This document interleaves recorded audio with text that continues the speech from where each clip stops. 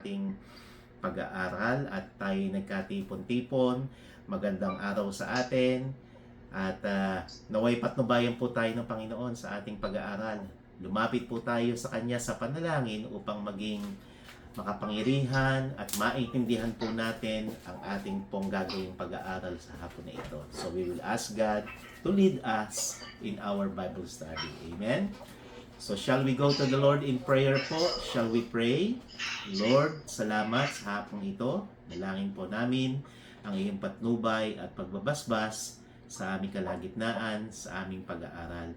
Sa bawat isa na makakapakinig ng iyong banal na salita, naway buksan mo aming puso at isipan upang maintindihan namin ang iyong mensahe sa araw na ito.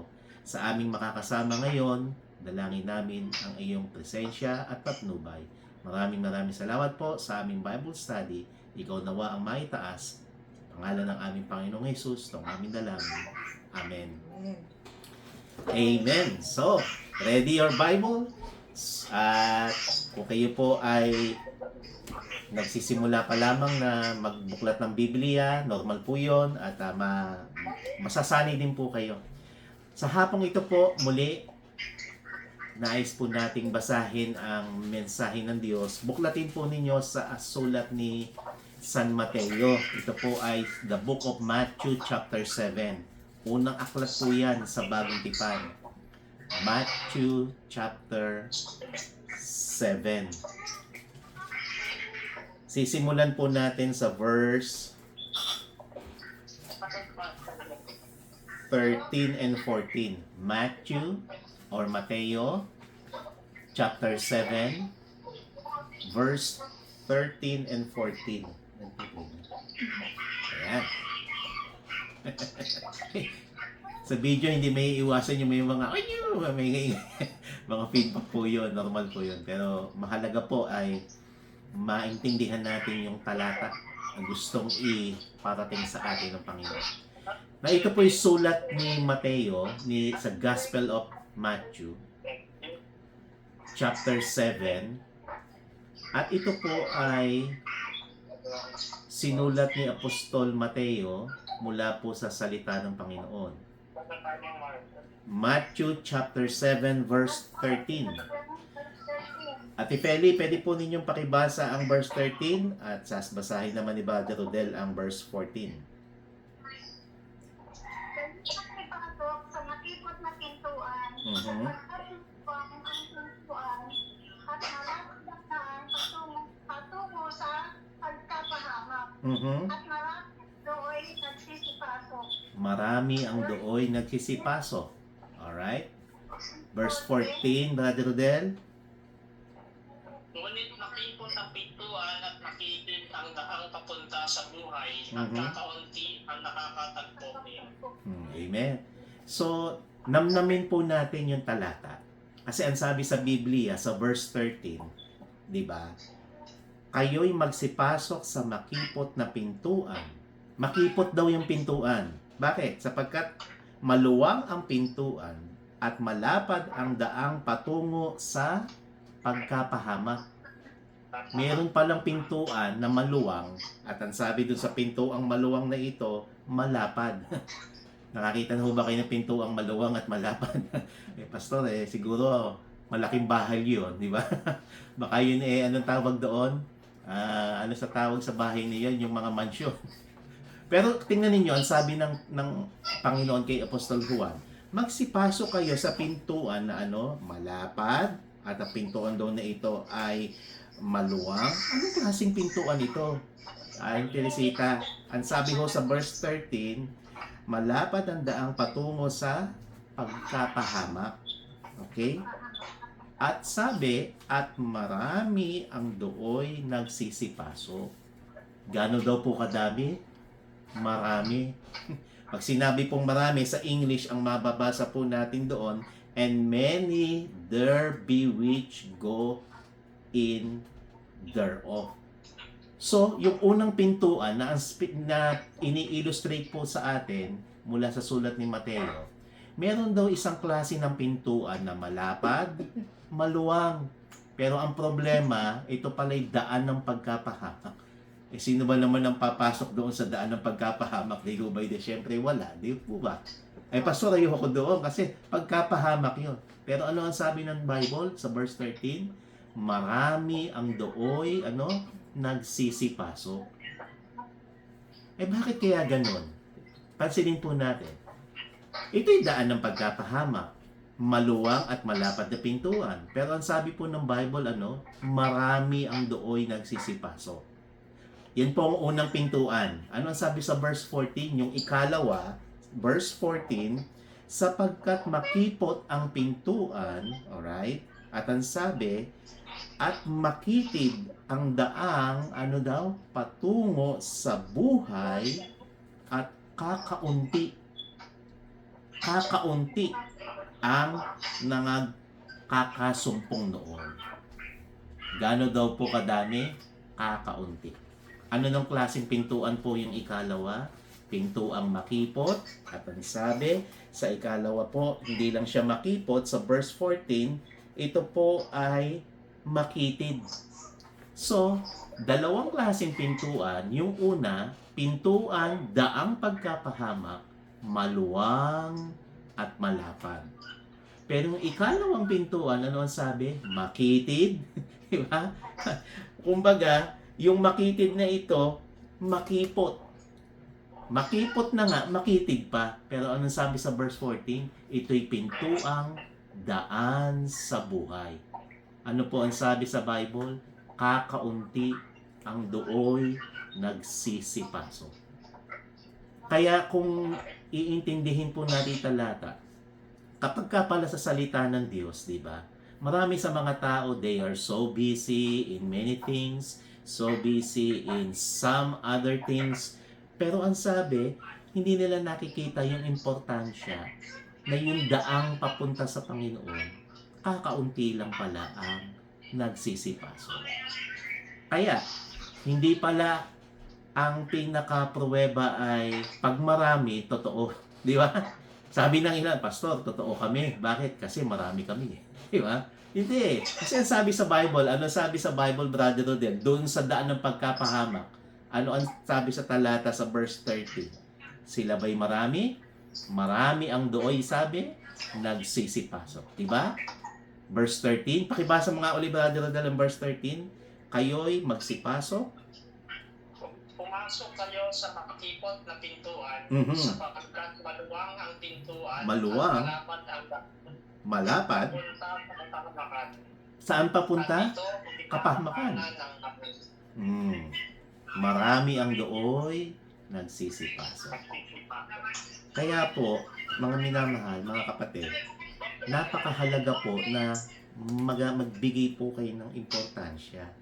Hindi po sayang yung oras na kayo po ay nagbigay ng 30 minutes, 40 minutes na magbasa at mag-aral ng salita ng Diyos. Kasi ang sabi po sa talata, malapad ang daan, maluwang ang pintuan, at ang sabi nga sa paliwanag nito, ay ito'y daan ng pagkapahamak at marami ang sabi ang dooy nagsisipasok. Di ba? Ang tao, imbitahin mo sa Bible study. Minsan, pasensya na. Marami kasi kung di ba? Pagka tiningnan mo na yung list niya, talagang mapapansin mo, nasa huli lang yung Panginoon. Totoo naman na sabi ng Bible, marami doon nagsisipasok. Pero yung verse 14, ano sabi sa verse 14? Di ba? Sapagkat makipot ang pintuan at makitid ang daang patungo sa buhay.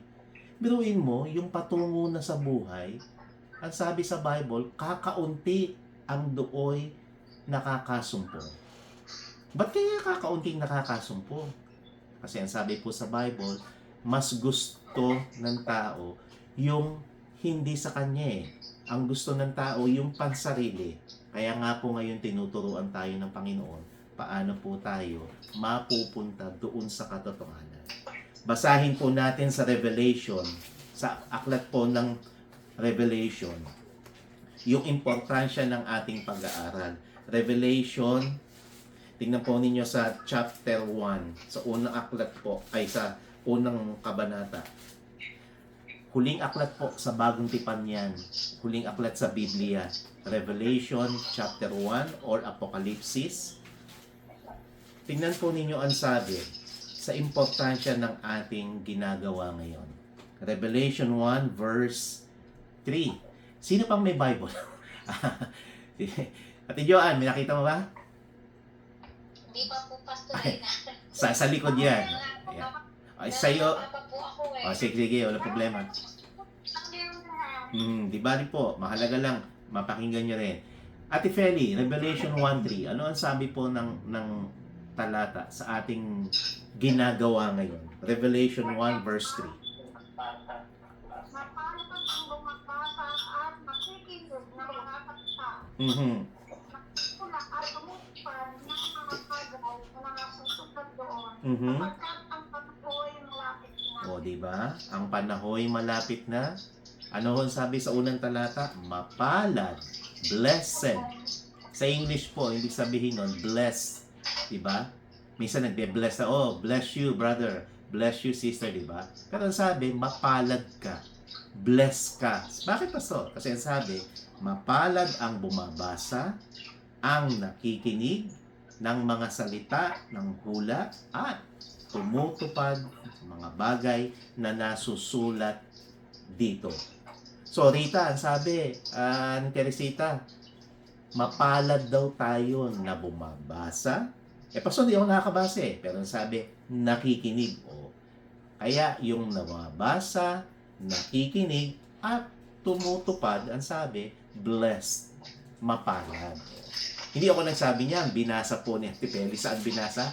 Sa Bible. Sino nagsabi? Ang Panginoon. Anong sabi ng Diyos? Mapalad ka na ikay nagbigay ng oras, pumasok sa pinto ang makitid, at ang sabi, makipot, daan sa buhay, mapalad ka. Amen? Ayaw mo ba nun? Mapalad ka? Oh. Pastor, hindi man ako tumama sa loto. Hindi man ako nanalo sa sweepstake. Oh, pero sabi pala ng Diyos, mapalad ako. Bakit? Kasi mapalad daw ang nagbibigay ng oras, bumabasa, nakikinig. Kaya po mga kapatid, ito po ang pinaka-importante sa buhay ng tao, yung salita ng Diyos. Kasi love letter po niya itong Biblia. Ito pong Bible, sulat ng Diyos sa atin. Di ba? Naranasan niyo na ho siguro kayo sulatan ng inyong iniibig. Di ba? Yung umiibig sa inyo. O tayong may mga partner na sa buhay, di ba? Nung mga panahong nililigawan pa tayo, ay kayo pala mga babae, lalaki pala kami nanliligaw. Di ba naranasan niyo yon na may nanliligaw sa inyong mga kababaihan? O, di ba Ate Feli, Tate Cardo, o Rita, sa iyong may bahay? O, di ba may mga panahong sumusulat sila noon? O, di ba? Ano yun? Susulat at pagsulat, sasabihin yung magagandang bagay. Kasi mahal ka. Ang Diyos po, mahal tayo, nag-iwan siya ng blueprint. Ito po, yung Bible. Ito po ang kanyang love letter sa atin. Dahil mahal tayo ng Diyos. Ano po ang sulat ng Diyos sa atin? Mapalad tayo na bumabasa, nakikinig, at tumutupad.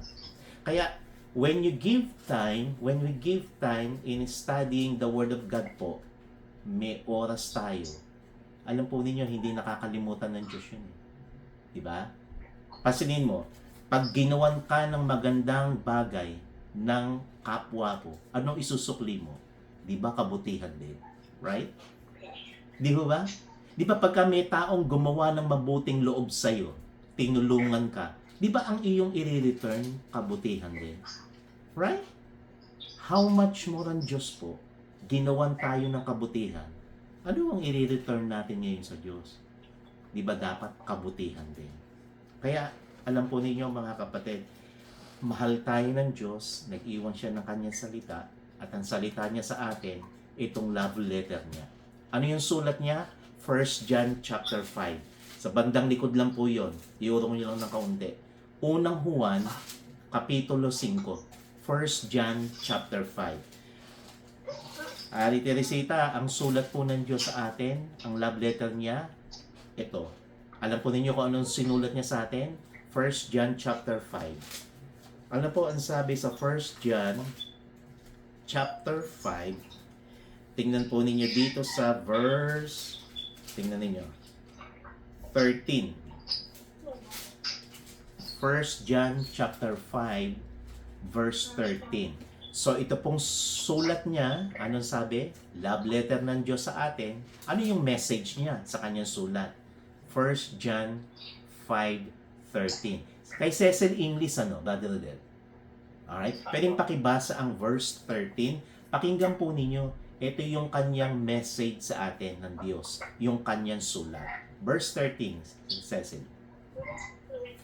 These things have I written unto you that believe on the name of the Son of God, that ye may know that ye have eternal life, and that ye may believe in the name of the Son of God. Amen? Di ba? Ba't daw sinulat ito? These things, the Bible says, God says, have I written unto you that believe on the name of the Son of God.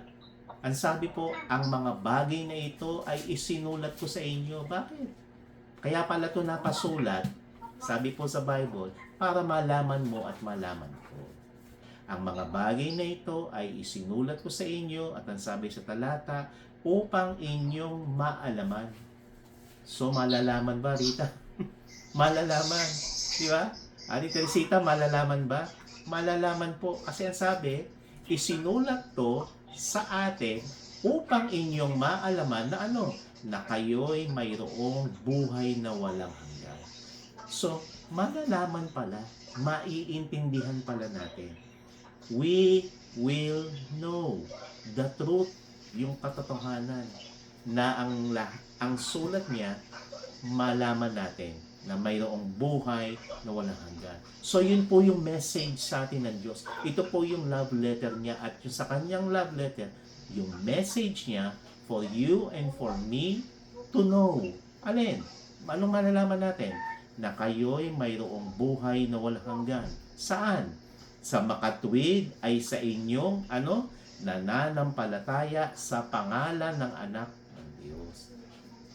Kaya, we will put our total faith, yung puso natin at pag-iisip, ilalagak natin sa Diyos. Mananalangin, tatanggapin si Kristo bilang ating sariling tagapagligtas. Kasi yun po ang purpose. This was written for you and for me to know. Alin, parang malaman that we have eternal life. Buhay na walang hanggan. Ano po pa'y buhay na walang hanggan? Everlasting life. Walang hanggang buhay. Meron pala nun. Mayroon po. At saan yon? Sa pamamagitan ni Kristo na iyong tagapagligtas. Amen? Kaya, di ba, Brother Rodel, malalaman, maiintindihan. Pero paano po natin malalaman kung hindi natin mababasa? Paano natin mauunawaan kung hindi natin napakinggan? Paano ho natin masasaksihan kung walang nagpaliwanag? Di ba? Kaya tingnan ninyo, iurong lang po natin, 1 John chapter 5. Tingnan po ninyo sa verse, tingnan natin, 1 John chapter 5. Tingnan po ninyo sa verse, tingnan natin, if we receive the testimony of men, di ba? How much more is the testimony of God? Verse 9. Pakibasa nga ang verse 9. 1 John 5, verse 9. Brother Rodel? Kung tinatanggap natin, Kung pinaniniwalaan natin ang patotoo ng mga tao, higit natin dapat paniwalaan ang patotoo ng Diyos. At ito ang patotoo ng Diyos tungkol sa kanyang anak. Meron daw kasing patotoo Ano yung patotoo? Witness. May witness daw ang Diyos. Ano yung witness o patotoo ng Diyos? Sabi nasa ni Brother Rodel sa verse 9, kung tinatanggap natin, if we receive the witness of men, kung tinatanggap daw natin yung patotoo ng tao. Ano ibig sabihin nun? Kung naniniwala daw tayo sa sinasabi ng tao. Diba? Kung nagtitiwala daw tayo dun sa sinasabi sa atin ng tao. Ano ang sabi sa talata sa verse 9? The witness of God is greater. Mas dakila daw ang patotoo ng Diyos. Amen? Kung tinatanggap natin ang paliwanag ng tao o yung witness ng tao, ang sabi po sa Bible, mas dakila, mas greater. Alin? yung patotoo ng Diyos. Ano yung patotoo ng Diyos? Basahin natin sa verse 9. For this is the witness of God, which He had testified of His Son. So yung witness ng God na greater kaysa witness ng men, mas dakila sa patotoo ng tao, ang patotoo ng Diyos, ano yun? Nasa kanyang anak. Kaya babalik tayo dun sa anak, kay Kristo. Ano yung patotoo ng Diyos kay Kristo? Verse 10. Ano ang sabi sa verse 10, Ate Feli? 1 John 5, verse 10. Ito ang kanyang patotoo sa anak. Verse 10. Sa anak ng Diyos, Mhm. may ito ang pagkakita. Ang anak ng Diyos, Mhm. Oh. ang binigay ng Diyos tungkol sa kanyang anak. O diba? Ginagawa daw nating sinungaling ang Diyos kapag hindi daw natin tinanggap yung mas totoo. Di ba? Diyan sa verse 10. He, ang nananampalataya sa anak ng Diyos, sino yun? Si Kristo po. Tayong nananampalataya sa anak ng Diyos, kay Kristo, ay may patotoo sa Kanya. Alam mo, you have testified in Jesus Christ, nasa sa iyo yung patotoo na yun. At ang sabi, ang hindi nananampalataya sa Diyos ay ginagawang isang sinungaling ang Diyos sapagkat hindi siya sumampalataya saan? Sa patotoo na ibinigay ng Diyos tungkol sa kanyang anak. Kaya babalik at babalik po tayo sa patotoo ng Diyos sa kanyang anak. Sino yun? Kay Kristo Jesus. Kaya ang message po sa atin, ang love letter sa atin ng Panginoon and His message to us, ibigay po natin yung ating pagtitiwala sa patotoo na ibinigay ng Diyos sa kanyang anak, walang iba kundi kay Kristo Jesus. Magkaroon po ng tinatawag na pagsampalataya, pagtitiwala doon sa patotoo ng Diyos na mas dakila kaysa patotoo ng tao. Ano yun? Yung pagmamahal ni Kristo sa atin. Kaya po, sa ating pong Bible study, tinatalakay po natin yung katotohanan sa kanyang salita na gagawa ka ng desisyon.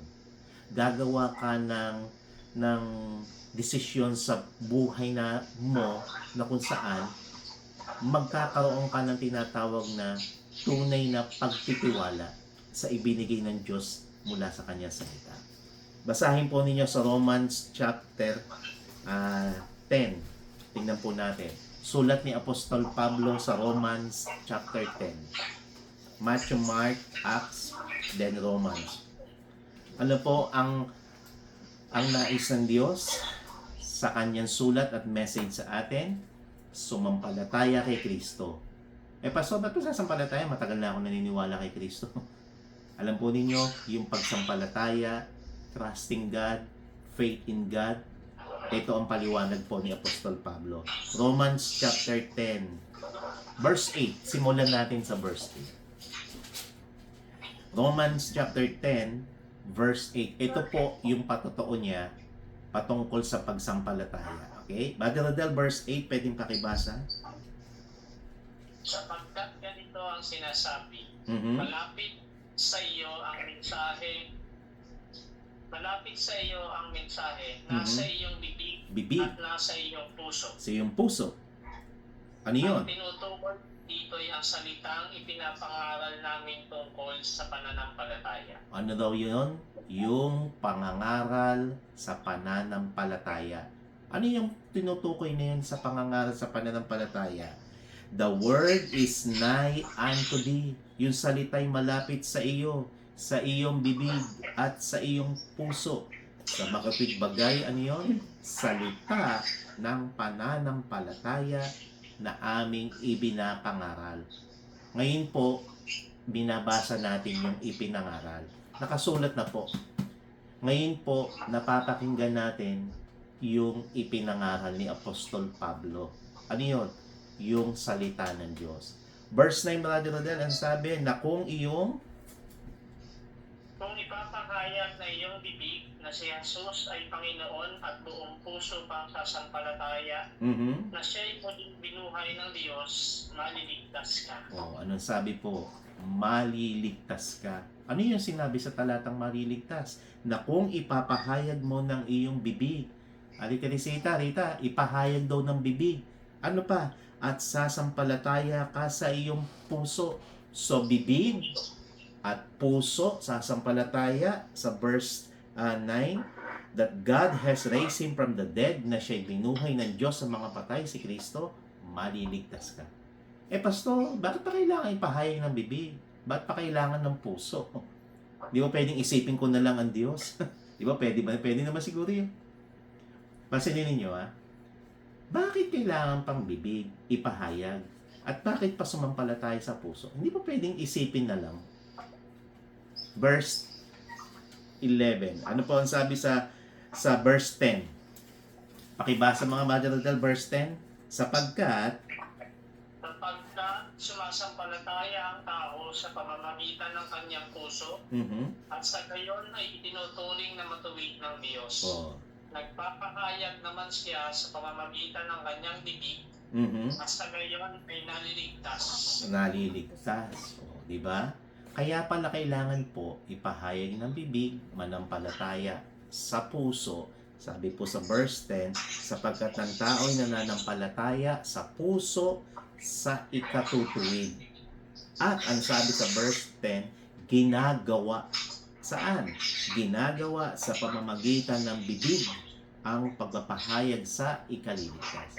So, men, we have faith in God through our mouth, pagpapahayag sa bibig, at puso sa ikatutuwid. Mahalaga pala yun. Hindi ko lang pala dapat isiping may Diyos. Dapat pala dumating sa buhay ko na ako'y sumampalataya, ipahayag ko ng bibig, at gamitin ng puso sa ikatutuwid. Paano yun, Pastor? Mananalangin ka, Panginoon, ako si Mark, makasalanan, pero dahil sa iyo, may buhay na walang hanggan. Tinatanggap kita, Panginoon, na aking tagapagligtas at aking Panginoon ng buhay. Patawarin mo ako, O Diyos, sa aking kasalanan, at sa oras na ito, tinatanggap kita bilang aking tagapagligtas. Yun po yung pagpapahayag. You profess. Pagpapahayag sa ikaliligtas. At kapag ginawa mo yun, ano ang sabi ng Bible? Pinahayag mo na yung bibig, sumampalataya ka sa puso. Ano ang sabi sa verse 13? Mother Rodel, for whosoever shall call 13? Dahil sinasabi sa kasulatan na maliligtas ang lahat ng tumatawag sa pangalan ng Panginoon. Yun po ang pangako ng Diyos. Maliligtas. Alin? Ang sino mang tumatawag sa pangalan ng Panginoon. Kung tapat ka, kapatid, kung totoo ka, kung tunay kang lalapit, hindi ka nagbibiro, hindi ka nagpapatumpik-tumpik, ang sabi sa Bible, Diyos ang nangako, maliligtas ka. Kaya 100% more than that, God is more than gracious enough for you and for me to understand His Word and for us to hear His Word and for us to obey His Word upang sa gayon, magkaroon po tayo ng kaligtasan. Kaya ito na po, ipinahayag na po ng Diyos sa atin ng kanyang love letter. Ang message niya, binasa na natin. At ang message niya, alam po ninyo, mahal tayo ng Diyos. Ng Teresita, Joan, Rita, Ate Feli, Brother Rodel, Cecil, at sa lahat po ng makikinig pa, Ate Carlos, lahat-lahat, kung sino man ang makakapakinig ng message ng Diyos sa ating lahat. Ito po ang kanyang mensahe. Mahal tayo ng Diyos. Kaya ayaw niya na tayo mapahamak. Ayaw po ng Diyos na sa malapad na daan tayo papunta at doon sa maluwang na pintuan. Gusto ng Diyos yung pintuan sa buhay. Ano yun? Matthew chapter 7, pintuang buhay na kung saan kakaunti ang dokoy nagsisipasok. Naway naliwanagan po tayo sa message ng Panginoon na may pag-asa. Sa buhay na ito, meron pong tinatawag na hope. In Christ, we have hope And in Jesus Christ, we have salvation. Tanggapin lang po natin yung inaalok niyang kaligtasan. Kaya, panghuling talata po na ating babasahin, tingnan po ninyo, nasa Romans na rin tayo, chapter 6. Iurong lang natin. Romans chapter 6. And in verse 23, last verse we're going to read po. Romans chapter 6, verse 23. Ito po ang sabi sa salita ng Panginoon. Alright? Ate Feli, pakibasa po ang verse 23. At ang kabayaran ng kasalanan ay kamatayan. Datapwat ang kaloob na walang bayad ng Diyos ay buhay na walang hanggan kay Kristo Jesus ng Panginoon natin. Amen? Tingnan po ninyo ha. Isa-isayin natin talata. Ang ganda eh. Ang sabi po ng Diyos, mula kay Apostol Pablo, sapagkat ang kabayaran ng kasalanan ay, ano raw? Kamatayan. Ayan. Di ba? Ang kabayaran ng kasalanan, kamatayan. Pero ang sabi sa sumunod na talata, datapwat ang kaloob na walang bayad ng Diyos. Biruin mo ha, niliwanag na niya. Kaloob, walang bayad. Sa English, yung kaloob, ibig sabihin nun, gift. Right? Ano daw yung gift ng Diyos? Yung kaloob ng Diyos? Walang bayad. Rita, walang daw bayad. Ani Teresita, yung kaloob ng Diyos, walang bayad. Pag sinabing walang bayad, di ka magbibigay. Hindi mo paghihirapan. Di ba? Brother Rodel, walang, ano yan yung pagka nagpatrabaho ka tapos tumulong. Sabi, pare, wag na akong bayaran. Pakainin mo na lang ako. Di ba? Binayaran mo rin kasi pinakain mo eh. Di ba? Pero sabi, yung kaloob, yung gift, walang bayad. Naranasan nyo na siguro tumanggap ng regalo, di ba? Nag-birthday kayo. Tapos may nagbigay ng regalo. Kumare, happy birthday. Ito regalo ko. Anong gagawin mo para mapasayo yung regalo? Brother Rodel, tanggapin, di ba? Paano mapapasayo yung regalo? Happy birthday, Brother Rodel. Ito regalo ko, Bible. Ito. Paano mapapasayo? Tanggapin. Yun po ang gusto ng Diyos. Nandito na po sa ating kamay yung buhay na walang hanggan eh. Pero bakit tinataboy pa natin? Kasi sabi ng Diyos, ang kaloob na walang bayad ng Diyos, ano raw sa verse 23? Buhay na walang hanggan. Kanino? Kay Kristo Jesus. Kaya po dapat tanggapin natin yung inaalok niya, yung gift niya, yung regalo niya, yung buhay na walang hanggan. But sometimes we keep on, anong masabi doon? Excuse. We make some excuse. Ay, saka na lang po. Ay, saka na lang po kasi matagal na kami rito. Ay, hindi naman po simbahan ang inaalok sa atin ng Panginoon. Ang inaalok po sa atin ng Diyos, ano po? Buhay na walang hanggan. Kaya in our conclusion, the gift of God is eternal life in Christ Jesus. Accept it. Through your mouth, through your heart, you accept the Lord Jesus Christ. And God promised, pangako po ng Diyos, mayroong buhay na walang hanggan. Matitiyak ba? Matitiyak po.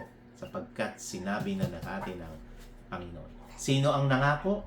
Ang ating Panginoong Jesus. Isang tapat at wagas na pangako.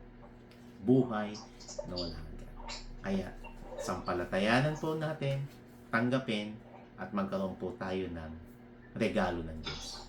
Buhay na walang hanggan. Amen? Magandang araw po sa ating lahat. Sumaati nawa ang biyaya at pagpapala ng ating Panginoong Jesus. Amen. So, dadako po muna tayo sa closing prayer at pagkatapos po ng closing prayer, magbibigay po ako ng panalangin ng pagtanggap. Ito po yung binasa natin kanina na kung gusto mong tanggapin ng Panginoon, panalangin ito, ariin mong sarili mong panalangin at tanggapin mo ang Panginoon bilang sarili mong tagapagligtas. Pero kung tinanggap mo na si Kristo, salamat sa Panginoon. Pero kung hindi pa, tanggapin mo yung panalangin ito at ariin mong sarili mong panalangin. Iga-guide ko lang po kayo, pero ang mahalaga, ikaw at ang Diyos ang manalangin. Amen? So sige po, tayo dumako sa closing prayer at tayo po ay lumapit sa Panginoon sa panalangin. Shall we all pray? Panginoon, salamat sa iyong salita na napakahalaga, napakamabisa, at salita mo na pagbigay sa amin ng kalakasan. Dalangin namin na naintindihan namin ang tunay na ebanghelyo kay Kristo, ang buhay na walang hanggan ay nasa iyong bugtong na anak kay Kristo Jesus. Salamat po sa katotohanan na mula sa iyo ay may buhay na walang hanggan. Kaibigan, kapatid, kung hindi mo pa tinatanggap si Kristo bilang iyong sariling tagapagligtas, nais mo siyang tanggapin mo siya, panalangin mo ang prayers na ito sa iyong puso, sa iyong bibig, sa iyong kinalalagyan, sabihin mo, Panginoon, sa araw na ito ay tinatanggap kita. Salamat po sa buhay na walang hanggan, sa regalo mo na buhay na walang hanggan sa akin. Patawarin mo ako sa aking kasalanan. Sa pangalan ni Jesus na aking tagapagligtas, ako'y nagtitiwala sa iyo. Maraming salamat po. Sa pangalan ng aming Panginoong Jesus, ito ang aking dalangin. Amen. God bless us all mga kapatid. In Jesus' name, Amen and Amen. Alright, so muli po sa ating prayers na inilaan, fellowship, and testimonies, dadako na po tayo sa